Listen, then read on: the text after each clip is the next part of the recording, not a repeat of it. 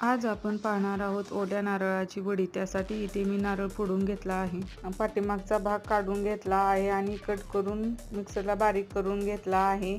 आता 1 कप नारळाचा किस भरला आहे, तो कढईमध्ये घालून घेतला आहे आणि 1 कप नारळाच्या किसासाठी इथे मी 1 कप साखर घेतली आहे।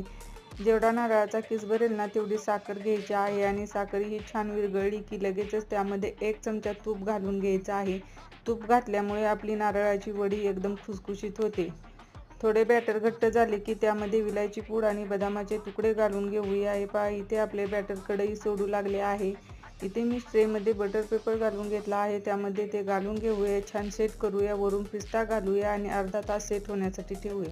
अर्धा तास झाला आहे, पहा लगेचच कागद निघत आहे। आपली नारळाची वडी छान सेट झाली आहे। कट करून घेऊया, तयार आहे एकदम खुसखुशीत अशी तोंडात टाकताच विरघळणारी नारळाची वडी।